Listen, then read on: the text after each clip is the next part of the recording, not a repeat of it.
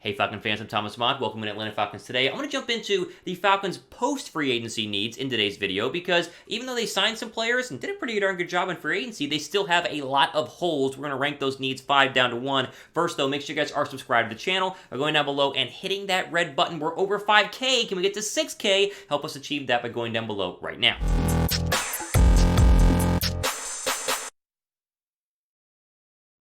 Alright, so as the title of this video mentions, I want to jump into the Falcons' biggest needs post-free agency. Now, I didn't think Atlanta was going to be as successful in free agency as they were. Now, overshadowed by the Matt Ryan trade was the fact that they got a starting cornerback, and they got a young pass rusher, and they added a backup running back. Like, they did a very darn good job in free agency, and yet they still have needs. Now, the needs have changed, and we talked about the needs in previous videos, and we ranked them all. We're going to do a fresh ranking with a new video today, starting at 5, which is it's still an important need, but their least most important need, and then all the way down to 1 being their most important need. So all 5 of these are important needs. We're just going from least important to most important on the important needs. Get that? All right, let's jump into number 5. It is the offensive line. I know what you're saying. You're saying, Thomas, the offensive line is still a massive need, and I agree. It's why it's number 5 here on the list. It still made the list, but there are much bigger holes, as we'll see on this roster. I think the Atlanta Falcons could not take an offensive lineman in the first 2 rounds and technically be okay. 2 reasons. 1, they did add some interior depth in free agency, not necessarily starters or guaranteed starters, but some battle or competition at guard and competition for Caleb McGarry at right tackle, which I think can boost both of those players and elevate those players to a to a much better and more improved starting position. Plus, Marcus Mariota is mobile now, and so all those sacks that Matt Ryan took, which really weren't his fault, you might be able to avoid at least half of them with Mariota having the legs to go ahead and escape the pocket and run around. So while the offensive line is still a big need, and we're not going to, try and douse that in any way, I definitely think it's not the biggest need Atlanta has. We dump it down just a little bit here on our rankings. How good do you think the offensive line is right now on a scale of 1 to 100? Give me your grade down below in the pinned comment. The first comment you see in the comment section from us, you go ahead and give us your grade from a scale of 1 to 100. Number 4 on our list, I know they signed a running back in the offseason in Damian Harris and re-signed Kadri Allison. They still need a running back, and this is a massive need that no one is talking about. Look at this running back depth chart and tell me if you feel like it's ready to rock. Like, tell me if you feel like it's a top 10 rushing, attacking offense in the National Football League. I know they have Cordell Patterson. They need a true running back. They 100% still need a true running back. There were options in free agency. Obviously, Harris was one of the cheaper ones they went ahead and grabbed, but Harris is by no means a starting running back in the National Football League. He's a backup. Same with Kadri Allison. They're both backups. They need a true number 1 guy. They have not had one in a very long time. Whether it's Mariota or another quarterback at the helm, get them one of these elite running backs in the draft. I think there are at least 3, and there are a couple of good ones in the 2nd round, 3rd round as well. I think Kenneth Walker out of Michigan State is fantastic. I love Isaiah Spiller out of Texas A&M.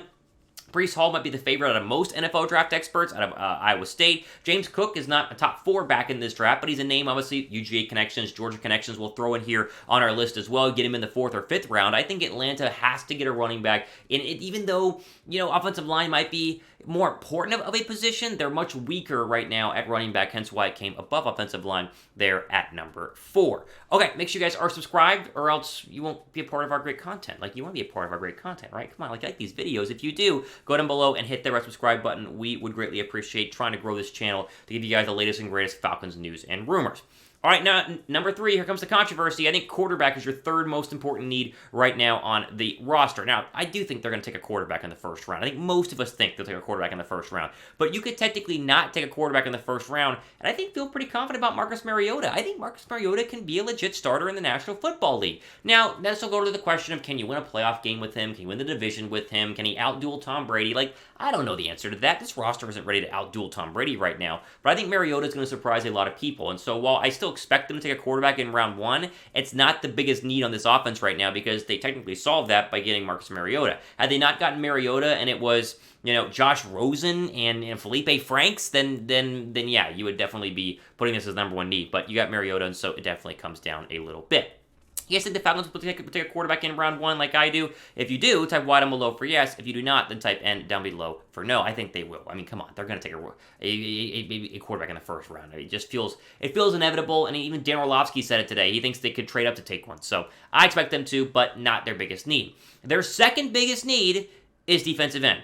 Now, I know what you're saying. You're saying, Thomas, this is their biggest need. It's been their biggest need forever. Why is it number 2? Well, you'll see what 1 is. You might be able to guess it by now. But this defensive line technically is better than it was last year. Technically. I think Lorenzo Carter adds a lot, even though technically an outside linebacker, he's going to rush the passer. Okay, let's just officially state that he's going to rush the passer. They are, even if they're 1% better, then they were better than what they were last year. They still need to draft somebody, and it's number 2 on our big list of needs here for a reason. I would take somebody at number 8, personally. I would make sure to get a pass rusher in round 1, even though I think they will take a quarterback, but you get to need versus want is a whole different thing. But this is a little bit slightly less of a need than what you'll see as the number 1 need, and I'll explain that here in just one second. You got to have that number 1 pass rusher. You cannot be an elite football team in the NFL and not have a legit pass rush. And most good NFL football teams have a clear number 1 guy, a Joey Bosa, a Nick Bosa, a TJ Watt. These guys all have that one pass rusher that you have to worry about. We have Grady Jarrett, not really a pass rusher, more of a run clogger and a up the middle kind of guy. You pair him with an elite pass rusher, and this defense goes from bottom of the league as it has been to at least mediocre, and mediocre is a lot better than bottom, right? Come on, baby steps, one at a time here. Okay, number 1 need, and this is serious, and I'm gonna have to explain myself on this because I'm gonna get some flack, but it's very, very clear. Your number 1 need right now is wide receiver. Look at this depth chart. Look at this depth chart, then look me in the eyes and tell me this is not the worst wide receiver depth chart in the National Football League right now. I know you just signed Auden Tate, but come on. This is bad. This is really, really bad. There's a reason. Russell Gage is gone. No Calvin Ridley. All of your top pass catchers are no longer there. And you're saying, Thomas, they have Kyle Pitts. Kyle Pitts is basically a wide receiver. I hear you, but he still plays tight end. He still is not going to line outside the numbers and go one-on-one with a cornerback every single snap. Plus, Kyle Pitts is going to get doubled a ton this year if these are your wide receivers. They have got to go out and get wide receiver. Seriously, who's playing wide receiver this year that you feel confident in?